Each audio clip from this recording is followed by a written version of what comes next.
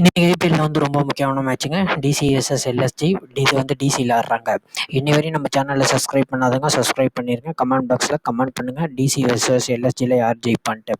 டிசியை பற்றி சொல்லணுன்னா ஆக்சுவலாக அவங்க வந்து ஆல்ரெடி டோர்னமெண்ட்டை விட்டு வெளியில் எலிமினேட் தான். இன்னும் 2 மேட்ச் அவங்களுக்கு இருக்குது. ஜெயித்தாலும் ஒன்றும் பண்ண முடியாது டிசியால். ஏன்னா அவங்க வந்து பாயிண்ட்ஸ் டேபிளில் வந்து கம்மியாக இருக்காங்கங்க.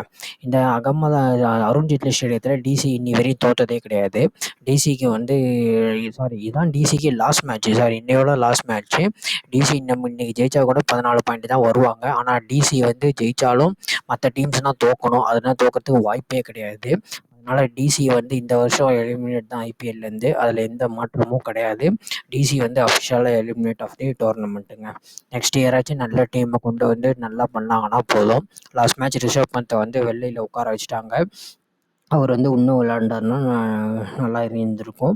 பட் ஆனால் விளையாடலை லாஸ்ட் மேட்ச்சு. பரவாயில்ல, நெக்ஸ்ட் இயர் பார்த்துக்கலாம். எல்எஸ்டி டீமை பொறுத்தவரையும் ரொம்ப குரூஷியலான மேட்ச். அவங்களோட ஸ்டேஜை பொறுத்தவரையும் எல்எஸ்டி வந்து இன்னும் வந்து 7th இருக்காங்க.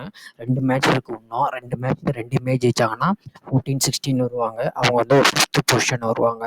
சென்னைக்கும் எஸ்ஆர்ஹெச்சுக்கும் கொஞ்சம் டஃப் கொடுப்பாங்க. அவங்க 2 மேட்ச் ஜெயிக்கணும். ஆனால் இன்றைக்கி அவங்களோட ஃபேக்ட் தெரிஞ்சிடும். இன்றைக்கி தோத்தாங்கன்னா அவங்களும் டோர்னமெண்ட்டை விட்டு வெளியில் தான். பட் ஆனால் எல்எஸ்ஜி வந்து இன்றைக்கி ரொம்ப முக்கியமான மேட்ச்சு.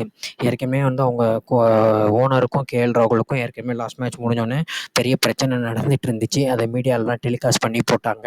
அது என்ன மாதிரி பிரச்சனை, ஏது பிரச்சனைன்னு ராகுல் வந்து சொன்னால் தான் தெரியும் என்ன பேசினாருன்ட்டு. ஆனால் அவங்களோட ஓனர் வந்து ரொம்ப ஆஷாக தான் பேசினார், எல்எஸ்டியோட ஓனர்.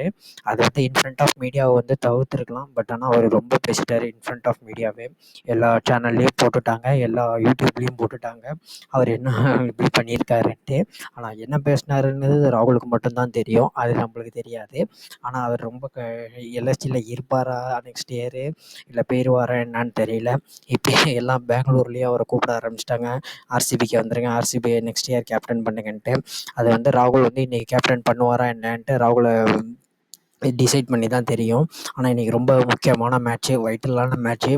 ஆர்சிபிக்கு இன்றைக்கி வந்து டிசி ஜெயித்தா ஆர்சிபிக்கு கொஞ்சம் நல்லதாக இருக்கும். ஆனால் டிசி தோற்றுச்சுன்னா ஆர்சிபி எலிமினேட்டு தான். எல்எஸ்ஜியும் கொஞ்சம் டஃப் ஃபைட்டில் வருவாங்க. எது வேணால் நடக்கலாம் ஐபிஎல்லில், எதுவுமே சொல்ல முடியாது.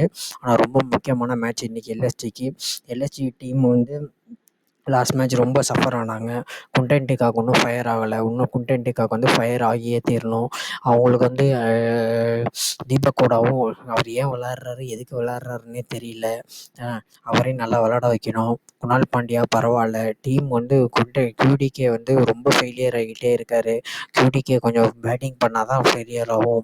எல்லோரும் சொல்கிற ஒரே காரணம் வந்து சித்தார்த் மணிமாறனை ஏன் கொண்டு வர மாட்டேங்கிறீங்க, சித்தார்த் மணிமாறன் வந்தால் தான் கொஞ்சம் ஓப்பனிங்கில் விக்கெட் எடுத்திருப்பார். ஹைதராபாத்தில் எல்லா மேட்ச் விளாடும்போது 2 பேரும் ஓப்பனர்ஸ் தான். அபிஷேக் சர்மாவும் ஓப்பன் லெஃப்ட் ஹேண்டர் தான், டிராவிஸ் ஹெட்டும் ஒரு லெஃப்ட் ஹேண்டர் தான். இருந்தாலும் நீங்கள் வந்து சித்தார்த் மணிமாறனை ட்ரை பண்ணியிருந்தீங்கன்னா ஒரு விக்கெட்டுக்காச்சும் சான்ஸ் கிடச்சிருந்துருக்கும்னு எல்லாம் சொன்னாங்க. அதுவும் உண்மை தான். பட் ஆனால் ராகுல் ஏன் அவரை ட்ரை பண்ண மாட்டேங்கிறாருன்னு தெரில, சித்தார்த் மணிமாறனை. இப்படியே இருந்தாருன்னா ரொம்ப கஷ்டம் ராகுல். கொஞ்சம் இன்றைக்கி முதல்ல ராகுல் கேப்டன் பண்ணுவாரா என்னன்னே தெரியல. அப்புறமேட்டு ரவி பிஷ்னாய் இந்த சீசன் ரொம்ப ஆர்டினரி சீசனுங்க. அவரை கண்டிப்பாக அடுத்த வருஷம் ரவி பிஷ்னாய்னா வச்சிருக்க மாட்டாங்க எல்எஸ்டியில். அவர் ஏதோ கேஎல் ராகுல் சப்போர்ட்டில் ஓட்டிகிட்ருக்காரு. ஏன்னா பஞ்சாபில் கேஎல் ராகுல் இருக்கும்போது அவர் இருந்ததுனால இப்போ அதே மாதிரி ஓட்டிகிட்ருக்காரு ரவி பிஷ்னாய் ரொம்ப ஆர்டினரி சீசன். நல்லவேளை அவர் வேர்ல்ட் கப்லேயும் எடுக்கலை, பிரித்து எடுத்துட்டாங்க எல்லோரும் போட்டு. ரவி பிஷ்னாய் எல்லா மேட்சும் அடி தான் ரவி பிஷ்னாயை.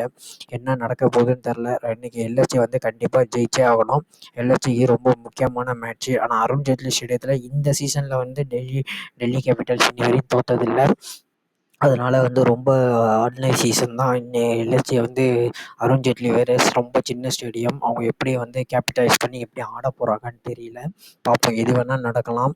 ஆனால் என்னோடய தாட்ஸ் வந்து எவ்வளோ கொடுக்குறேன்னா, நான் டெல்லிக்கு 60 கொடுக்குறேன், எல்எஸ்ஜிக்கு 40 கொடுக்குறேன். ஏன் எல்எஸ்ஜிக்கு 40 கொடுக்குறேன்னா, டெல்லி அருண் ஜேட்லி ஸ்டேடியத்தில் இன்னி வரையும் டெல்லி தோற்றதில்லை. அதனால் வந்து நான் டெல்லிக்கு 60 தரேன், எல்எஸ்ஜிக்கு வந்து 40 தரேன். ஆனால் எது வேணால் நடக்கலாம்.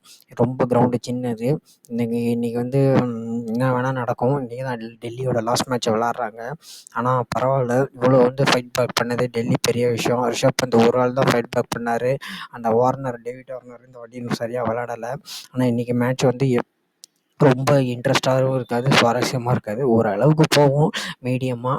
எது வேணால் நடக்கலாம் டெல்லி வெர்சஸ் எல்எஸ்டி மேட்ச்சில். ஆனால் என்னோட சப்போர்ட் வந்து ஃபுல்லாக இன்றைக்கி வந்து டெல்லி தான்.